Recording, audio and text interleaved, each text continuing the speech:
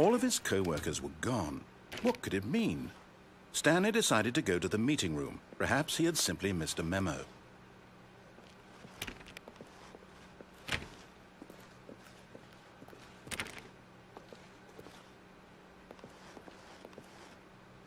No matter how hard Stanley looked, he couldn't find a trace of his co-workers.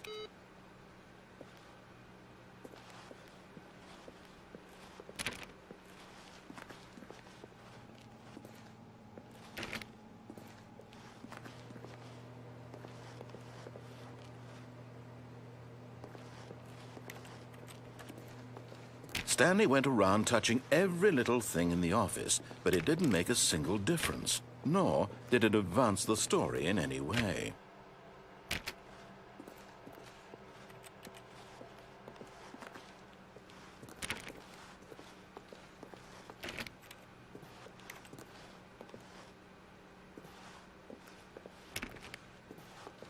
When Stanley came to a set of 2 open doors, he entered the door on his left.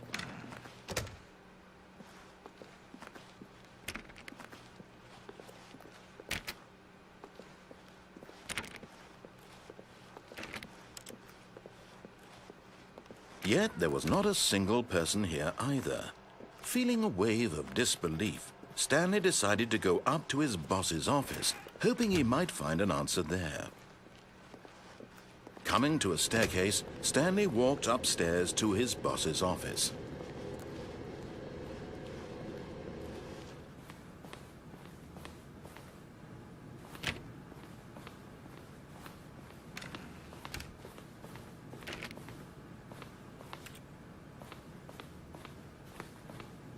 Stepping into his manager's office, Stanley was once again stunned to discover not an indication of any human life.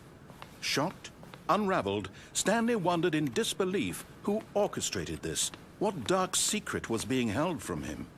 What he could not have known was that the keypad behind the boss's desk guarded the terrible truth that his boss had been keeping from him. And so the boss had assigned it an extra secret PIN number, 2845. But of course, Stanley couldn't possibly have known this.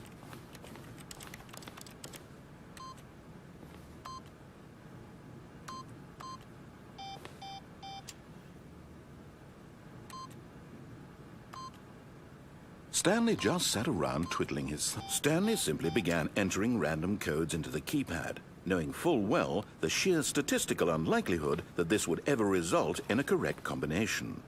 If he knew that the combo was 2845, it would be another story entirely. But no, 2845.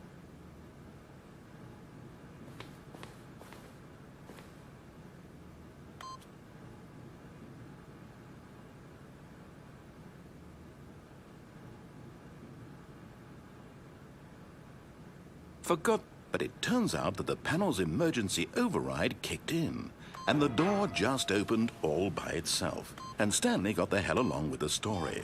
Well, whoop-de-doo.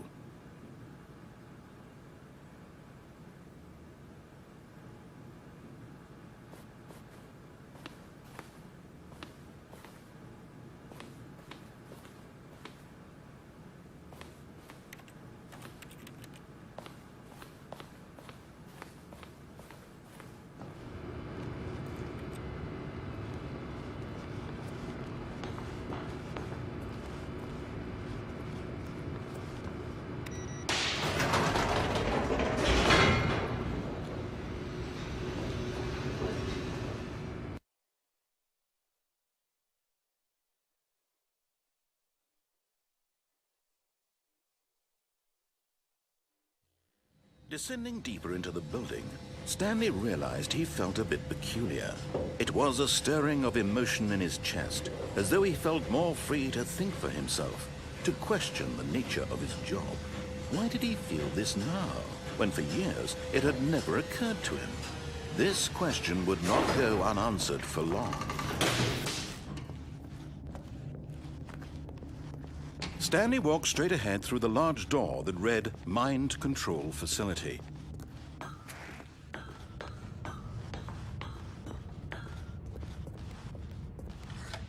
The lights rose on an enormous room packed with television screens. What horrible secret did this place hold? Stanley thought to himself.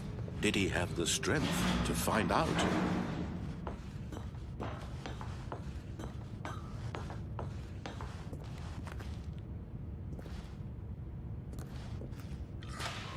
Now the monitors jumped to life, their true nature revealed.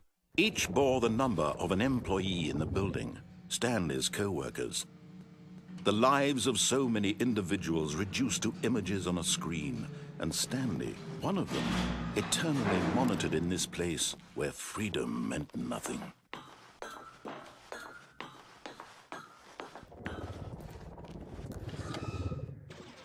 This mind control facility, it was too horrible to believe. It couldn't be true. Had Stanley really been under someone's control all this time?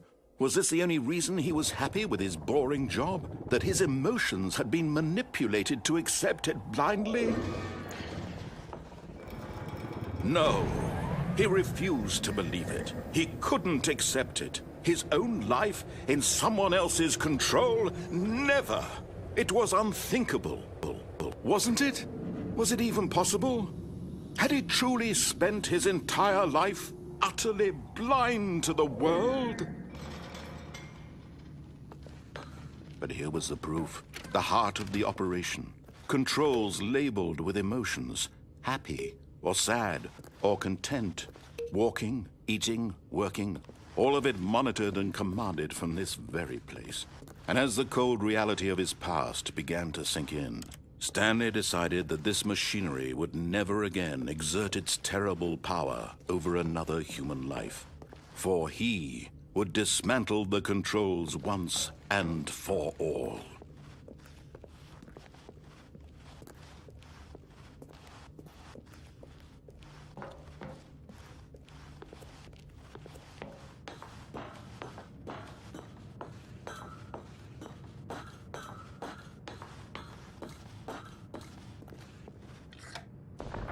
Oh, Stanley, you didn't just activate the controls, did you? After they kept you enslaved all these years, you go and you try to take control of the machine for yourself. Is that what you wanted? Control? Oh, Stanley, I applaud your effort, I really do. But you need to understand, there's only so much that machine can do. You were supposed to let it go, turn the controls off, and leave. If you want to throw my story off track, you're going to have to do much better than that. I'm afraid you don't have nearly the power you think you do. For example, and I believe you'll find this pertinent, Stanley suddenly realized he had just initiated the network's emergency detonation system. In the event that this machine is activated without proper DNA identification, nuclear detonators are said to explode, eliminating the entire complex. How long until detonation then? Let's say, 2 minutes. Ah, now this is making things a little more fun, isn't it, Stanley? It's your time to shine. You are the star. It's your story now. Shape it to your heart's desires. Oh, this is much better than what I had in mind. What a shame we have so little time left to enjoy it. Mere moments until the bomb goes off. But what precious moments each one of them is. More time to talk about you, about me, where we're going, what all this means. I barely know where to start. What's that? You'd like to know where your co-workers are? A moment of solace before you're obliterated? All right, I'm in a good mood. You're gonna die anyway. I'll tell you exactly what happened to them. I erased them. I turned off the machine. I set you free. Of course, that was merely in this instance of the story. Sometimes when I tell it, I simply let you sit there in your office forever, pushing buttons endlessly and then dying alone. Other times, I let the office sink into the ground, swallowing everyone inside, or I let it burn to a crisp. I have to say this, though, this version of events has been rather amusing. Watching you try to make sense of everything and take back the control wrested away from you, it's quite rich. I almost hate to see it go. But I'm sure whatever I come up with on the next go-around will be even better. My goodness, only 34 seconds left.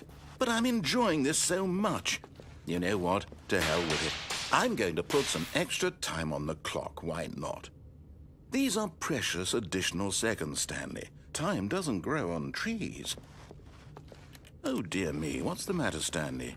Is it that you have no idea where you're going or what you're supposed to be doing right now? Or did you just assume when you saw that timer that something in this room was capable of turning it off? I mean, look at you, running from button to button, screen to screen, clicking on every little thing in this room. These numbered buttons, no, these colored ones, or maybe this big red button, or this door. Everything, anything, something here will save me. Why would you think that, Stanley? That this video game can be beaten? Won? Solved? Do you have any idea what your purpose in this place is? Stanley, you're in for quite a disappointment. But here's a spoiler for you. That timer isn't a catalyst to keep the action moving along. It's just seconds ticking away to your death. You're only still playing instead of watching a cutscene because I want to watch you for every moment that you're powerless. To see you made humble. This is not a challenge. It's a tragedy. You wanted to control this world, that's fine. But I'm going to destroy it first, so you can't. Take a look at the clock, Stanley. That's 30 seconds you have left to struggle. 30 seconds until a big boom and then nothing. No ending here, just you being blown to pieces. Will you cling desperately to your frail life, or will you let it go peacefully? Another choice. Make it count, or don't. It's all the same to me, all a part of the joke. And believe me, I will be laughing at every second of your inevitable life from the moment we fade in until the moment I say, happily ever up.